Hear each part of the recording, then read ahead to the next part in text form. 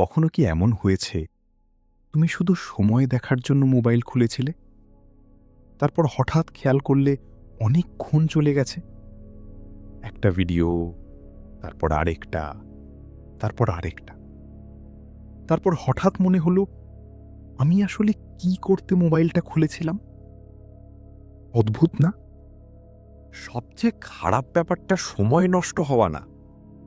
খারাপ ব্যাপার হলো তুমি বুঝতে পারছো, তুমি থামতে চাইছো, তবুও থামতে পারছো না।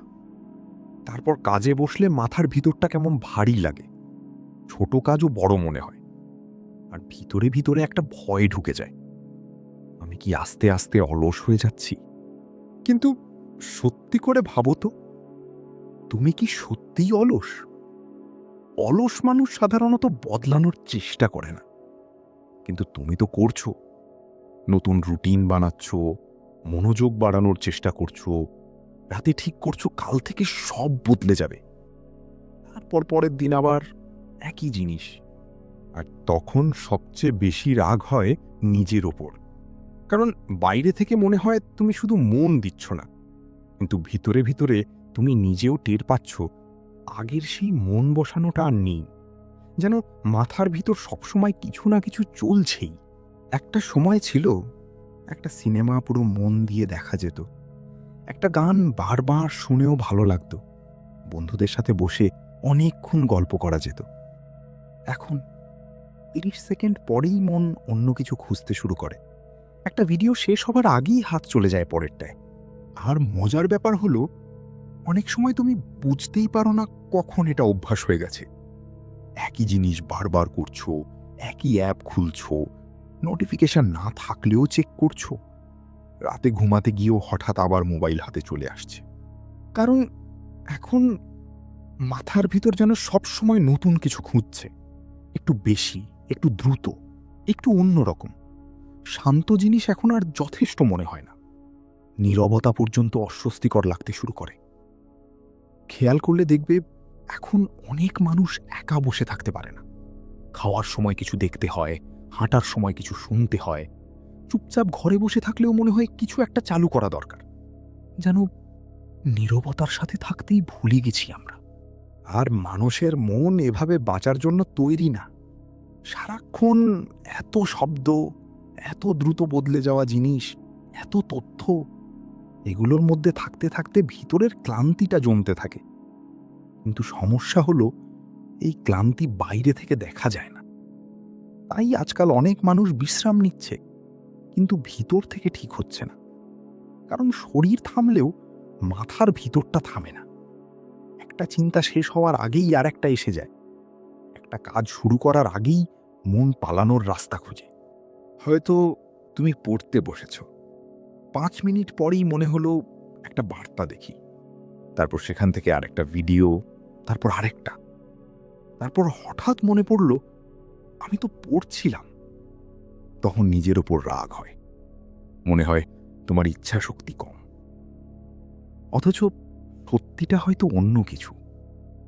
হয়তো তুমি অলস না, তুমি শুধু এমন একটা পৃথিবীতে বাঁচছ যেখানে মনোযোগ ধরে রাখা আগের চেয়ে অনেক কঠিন হয়ে গেছে। সবচেয়ে ভয়ঙ্কর ব্যাপার হলো, যত বেশি উত্তেজনা নিচ্ছ তত কম আনন্দ অনুভব করছো। আগে ছোট জিনিসেও ভালো লাগা ছিল, এখন অনেক কিছু পেয়েও ভিতরে ফাঁকা লাগে। কারণ ভিতরের মনটা সবসময় আরও বেশি কিছু চাইছে। তাই যদি তোমার মনে হয়ে থাকে আগের মতো মন বসে না, ছোট কাজেও ক্লান্ত লাগে, সবসময় মাথা ভারী লাগে, তাহলে হয়তো সমস্যা তুমি না, হয়তো তোমার ভিতরটা শুধু অনেক দিন ধরে বিশ্রাম পায়নি। তোমার মন শুধু আনন্দ খোঁজে না, সে খোঁজে পরের নতুন জিনিসটা। তাই একটার পর একটা ভিডিও দেখতে এত টান লাগে, কারণ তুমি জানো না পরেরটায় কি আছে। আর অদ্ভুতভাবে এই না জানাটাই মাথার ভিতর উত্তেজনা তৈরি করে। এজন্যই অনেক সময় তুমি ভিডিও পুরো উপভোগও করছো না, তবুও থামতে পারছো না। কারণ তুমি শান্তি না, নতুন কিছু খুঁজছো, একটু অন্যরকম কিছু, একটু দ্রুত কিছু। একটা ভিডিও শেষ, তারপর আরেকটা, তারপর আরেকটা। ধীরে ধীরে মাথার ভিতরটা দ্রুত জিনিসে অভ্যস্ত হয়ে যায়। তখন বই পড়া ধীর লাগে, গভীর কথা বলা ধীর লাগে, নিজের চিন্তার সাথে বসে থাকাও কঠিন লাগে।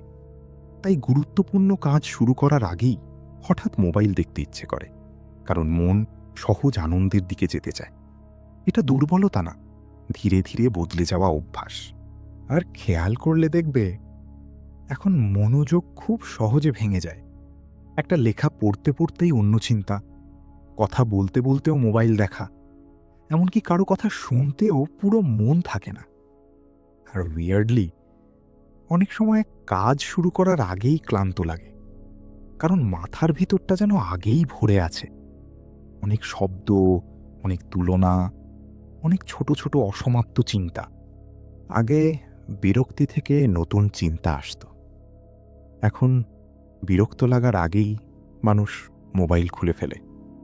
লাইনে দাঁড়িয়ে আছো, মোবাইল। লিফটে উঠেছ, মোবাইল। রাতে আলো বন্ধ করার পরও আবার শেষবারের মতো একবার দেখে নেওয়া। মস্তিষ্ক এখন আর সত্যিকারের ফাঁকা সময় পাচ্ছে না, অথচ অনেক গভীর চিন্তা, সৃজনশীলতা, শান্তি এই নীরব সময় থেকেই আসে। কিন্তু এখন নীরবতার আগেই আমরা শব্দ দিয়ে সেটাকে ঢেকে দিচ্ছি। আর একটা বিপদ হলো তুলনা। প্রতিদিন তুমি শত মানুষের সাজানো জীবন দেখছ, কেউ সফল, কেউ সুন্দর, কেউ সবসময় খুশি, আর চুপচাপ নিজের জীবনকে ছোট মনে হতে শুরু করে। তখন নিজের স্বাভাবিক জীবনও ফাঁকা লাগে, মনে হয় সবাই এগিয়ে যাচ্ছে, শুধু তুমি একই জায়গায় আটকে আছো। অথচ তুমি জানো না, অন্যরাও হয়তো ভেতরে ভিতরে একই ক্লান্তির মধ্যে আছে। অনেক মানুষ এখন জীবন কম বাঁচছে, অন্যদের জীবন বেশি দেখছে। তাই ভিতরে অদ্ভুত শূন্যতা তৈরি হয়। কারণ মানুষ শুধু দেখার জন্য তৈরি না, অনুভব করার জন্যও তৈরি। সবসময় এত উত্তেজনার মধ্যে থাকলে ধীরে ধীরে অনুভূতিও কমে যায়। তাই এখন অনেক মানুষ বলে আগের মতো কিছুতেই ভালো লাগে না।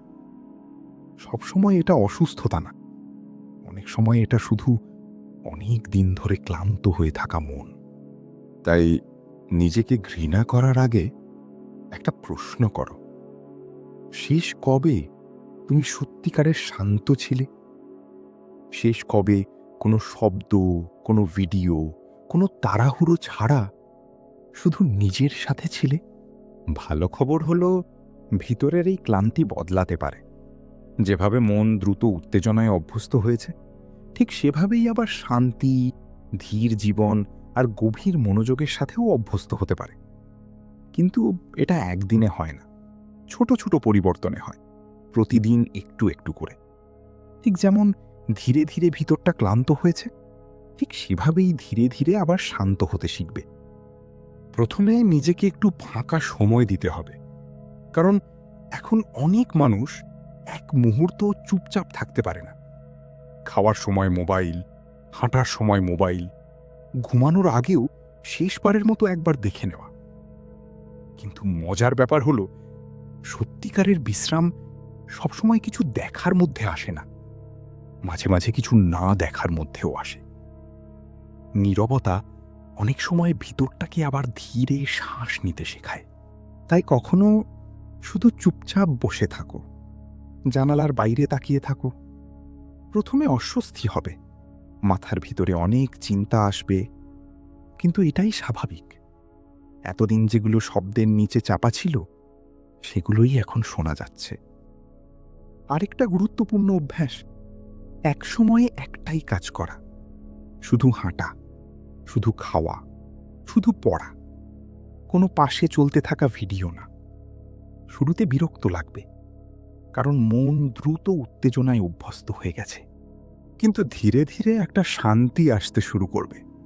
ছোট ছোট জিনিস আবার ভালো লাগবে। বিকেলের হাওয়া, শান্ত গান, কারো সাথে গভীর কথা, এগুলোও আবার ভিতরে পৌঁছাতে শুরু করবে। হয়তো প্রথম কয়েকদিন খুব বেশি বদল বুঝবে না, আবার মাঝে মধ্যে পুরনো অভ্যাসেও ফিরে যাবে। এটাও স্বাভাবিক, কারণ অনেক দিনের অভ্যাস একদিনে বদলায় না।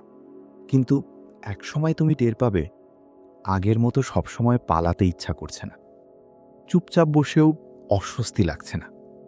একটা বইয়ে আবার মন বসছে, মানুষের সাথে কথা বলতে ভালো লাগছে। আর হয়তো তখন বুঝতে পারবে তুমি কখনো অলস ছিলে না, তুমি শুধু অনেক দিন ধরে ক্লান্ত ছিলে, ভিতর থেকে, চুপচাপ, কাউকে না বলেই। তাই নেক্সট টাইম যখন নিজের ওপর রাগ হবে, একটু থেমে শুধু এটা মনে করো, সমস্যা আমি না, আমার ভিতরটা শুধু অনেক দিন ধরে বিশ্রাম চাইছিল।